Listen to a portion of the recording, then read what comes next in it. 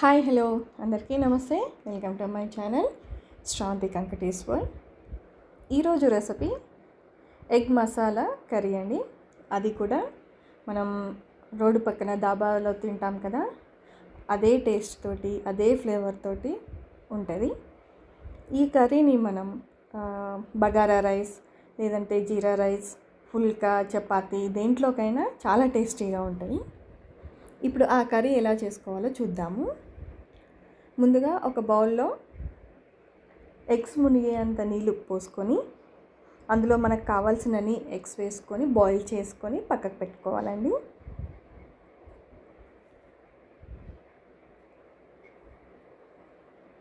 ఈ ఎగ్స్ ఒక 15 to 20 minutes మనం బాయిల్ చేసుకుంటే సరిపోతుంది. ఇప్పుడు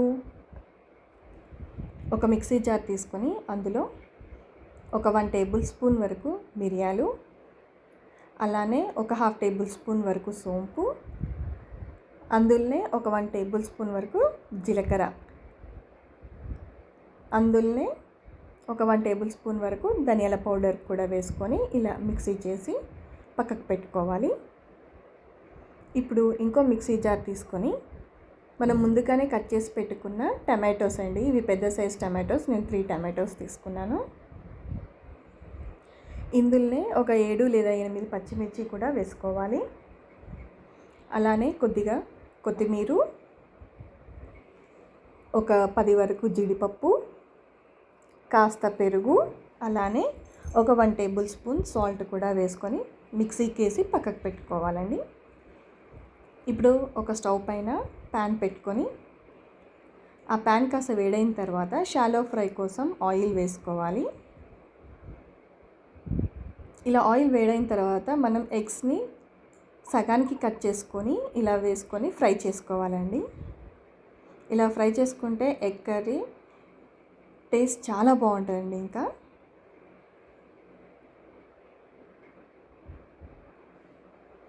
ఇలా అన్నీ ఒకసారి రోస్ట్ చేసుకున్న తర్వాత ఇప్పుడు వీటిపైనే కాస్త పసుపు, అలాగే కొద్దిగానే ఉప్పు, కారం,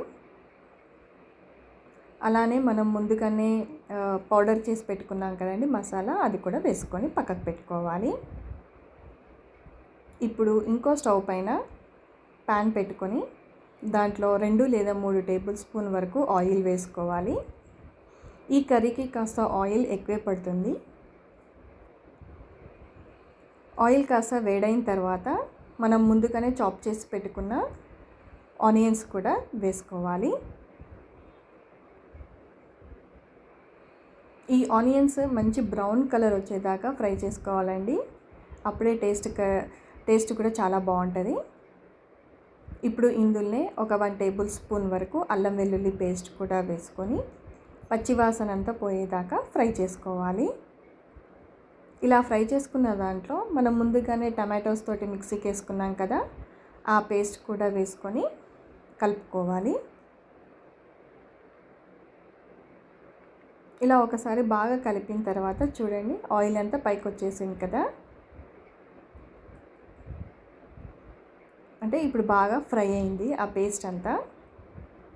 ఇప్పుడు ఇందులో ఒక 1 టేబుల్ స్పూన్ వరకు పసుపు, అలానే రుచికి తగినంత సాల్ట్,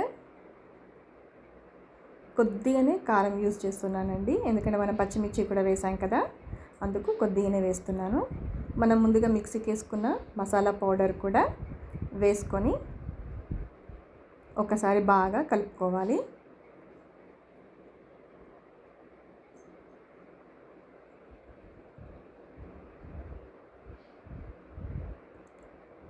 ఒక 2 నిమిషాలు ఇలా ఫ్రై చేసుకుంటే సరిపోతుంది. ఇప్పుడు ఇందులో గ్రేవీకి సరిపోయినంత వాటర్ కూడా వేసుకోవాలి. ఇది కాస్త ఒక ఉడుకు వచ్చిన తర్వాత మనం ముందుగా ఫ్రై చేసి పెట్టుకున్న ఈ ఎగ్స్ని కూడా వేసుకొని ఒక 5 minutes వరకు మనం మూత పెట్టి మగ్గించుకోవాలి. ఇప్పుడు ఇందులోనే కాస్త కసూరి మేతి, అలానే కొద్దిగా కొత్తిమీరని కూడా వేసుకొని